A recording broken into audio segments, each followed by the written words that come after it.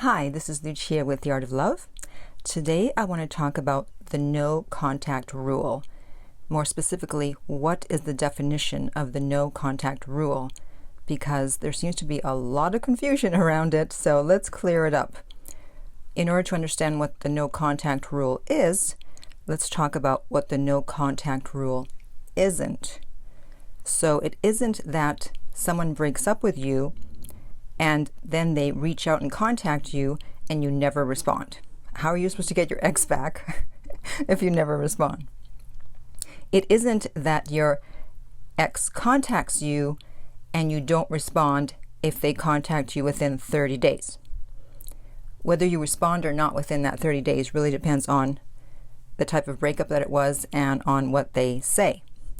The contact rule also does not mean that if you don't hear from your ex, that you wait 30 days and then you contact them. No, no, no. If someone tells you to contact your ex after 30 days of no contact, watch out. I would be very suspicious of any other quote-unquote advice they give because they do not understand no contact. 30 days is not nearly enough time to get an ex back, most of the time. Now, there is the 60-day no contact rule, which I named and brought to light. And no, it doesn't mean that you can contact your ex after 60 days, so get your fingers away from that phone. It basically means that if someone breaks up with you and you don't reach out to them, there's a very high probability that you will hear from them within 60 days, usually within 45 to 60 days. But again, you are not reaching out. The only exceptions to the no contact rule in the sense that you don't reach out are if you cheated and if you took your partner for granted. Now, if it's the second one, taking the partner for granted, you have to make sure that you really did take your partner for granted and you're not just feeling guilty about something that may not have been your fault. Because I had a coaching session recently and the guy wanted to reach out because he thought he had taken his ex for granted. And I pointed out that no, he had not taken her for granted. So if you're not sure, it's always best to find out. You can always contact me for a coaching session, and that's via my website, theartoflove.net. So the definition of the no contact rule, the one that works, is that if someone breaks up with you, you go radio silent. You disappear as if you were in witness protection. You do not contact them. You wait for them to contact you, unless it falls into one of the two exceptions I just mentioned. You cheated or you took them for granted. And even then, you still need to do a no contact period where you just give them some space, because if someone breaks up with you, they generally are not going to get back with you the next day or the next week, unless it was a fake breakup, but that's a whole other story. So when you're in no contact, that means there is no texting on your part, no calling, no Facebook messages, no liking their status updates or commenting, obviously, no Snapchats, no tweets, no going out of your way to stage an accidental run-in, not going to places where you think they might be, not looking at their Instagram stories, anything where they can see that you're following them on social media or any type of contact with them. No, you do not do any of that. Now, obviously, sometimes you have no choice. Maybe you're still living with the person. So in that case, you want to have as little contact as possible. You want to be out when they're home, if possible. If you work with the person, again, you want to have as little contact as possible. Stay away from them, unless, of course, you have to discuss business. Then you're just polite and professional. By doing no contact, you accomplish two things.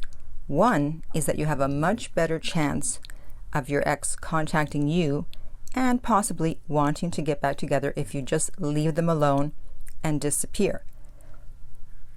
Obviously easier said than done, because when someone breaks up with you, your ex is like heroin.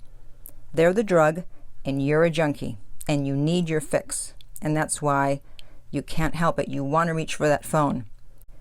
But understand that by leaving them alone, even though it may be counterintuitive, there's a higher probability of them contacting you, of them wanting to get back together if you leave them alone. The second benefit of doing no contact is that it allows you to take a step back and be able to see things a lot clearer, be able to think straight, because when you're right in the middle of something, you can't think straight, you can't see the situation for what it really is.